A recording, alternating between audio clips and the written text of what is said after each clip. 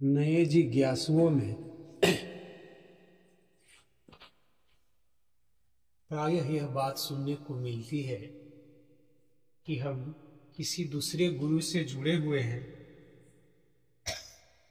तो हम अन्य गुरु से कैसे जुड़ें, और यह भ्रम उन्हें दिग्भ्रमित कर देता है और वह अपने जीवन लक्ष्य की ओर बढ़ नहीं पाते।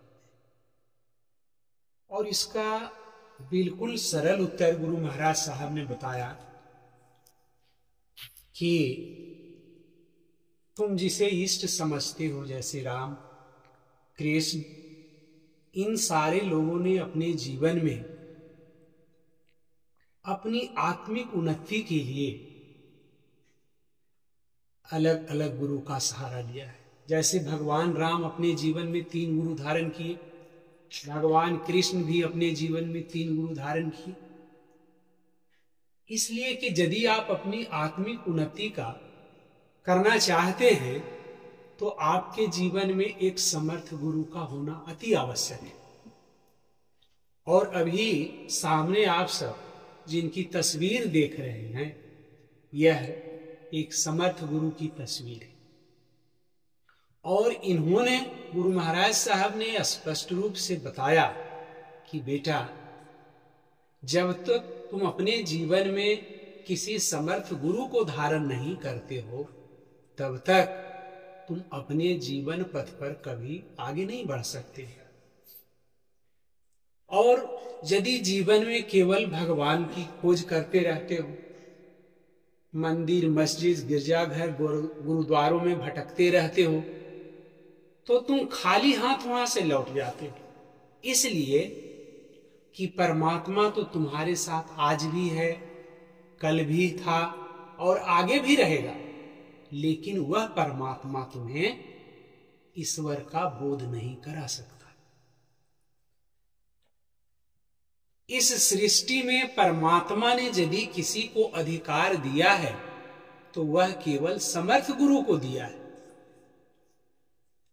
अब कितना स्पष्ट उत्तर है कि आप रामकृष्ण परमहंस के बारे में जानते हैं कि उनकी भक्ति कितनी परिपक्व थी, और अपने जीवन में भक्ति को धारण कर करके उन्होंने काली मां को प्रसन्न कर लिया था।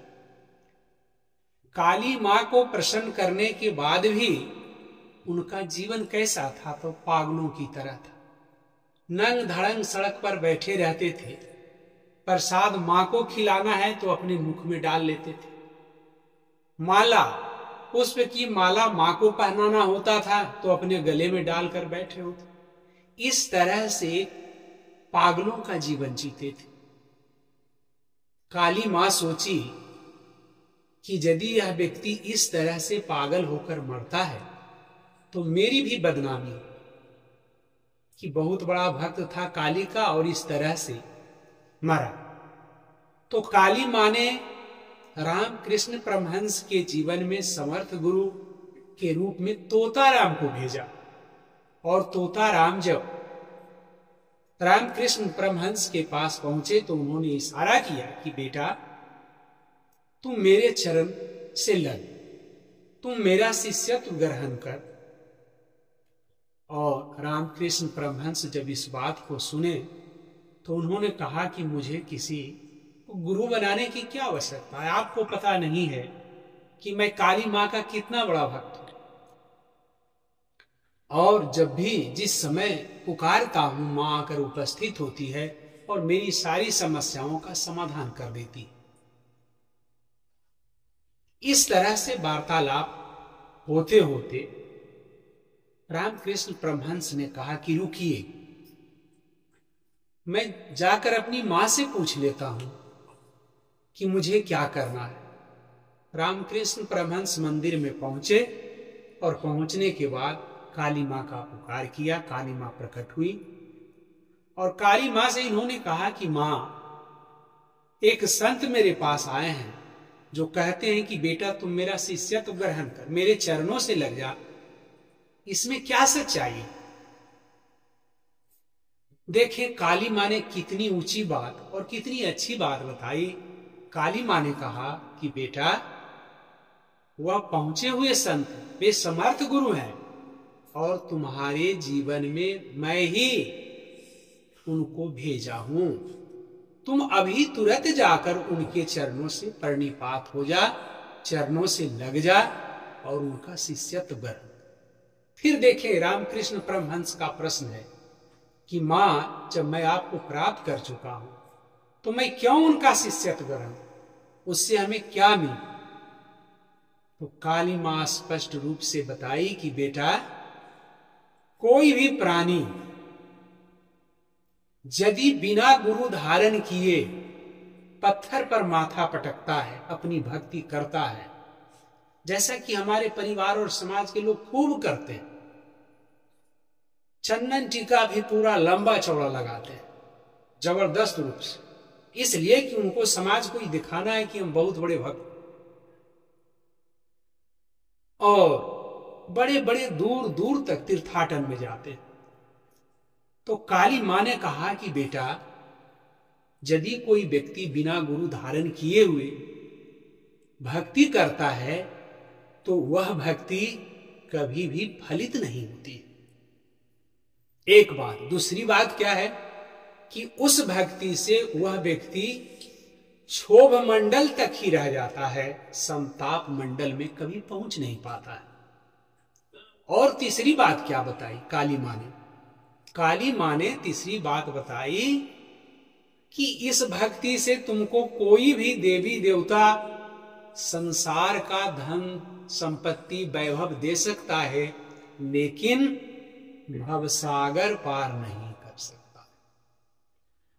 माना कि तुम मेरा बहुत बड़े भक्त हो, तुम्हें मैं संसार का सारा खजाना कहो तो उलझ दूं, तुम्हारी झोली में संसार का सारा वैभव डाल दूं, लेकिन भवसागर पार कराने की ताकत मुझ में नहीं, शक्ति नहीं है। वह शक्ति यदि है तो केवल एक समर्थ गुरु में है। इसलिए अभी तू जा और उनके चरणों से लग जा।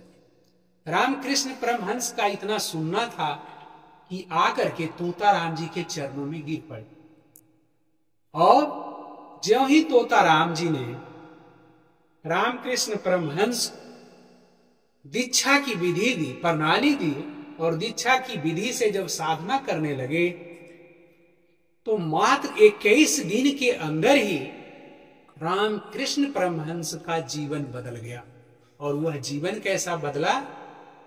तो अब पागलों की तरह नंग धड़ंग सड़क पर नहीं बैठते, अब समय के साथ मां के पास बैठते हैं, और जो प्रसाद मां के लिए निकलता है वह मां के चरणों में अर्पण करके तब अपने मुख में डालते हैं, और जो माला मां को पहनाना होता है वह मां के गले में ही डालते हैं।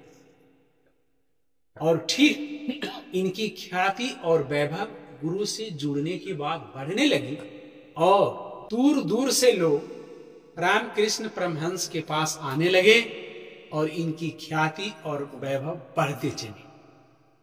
तो आप इस छोटी सी कथा के माध्यम से समझ सकते हैं कि हम सब मानव के जीवन में ऐसे समर्थ गुरु की क्या आवश्यकता है, और समर्थ गुरु हमें देता क्या, उससे हमें मिलता क्या है।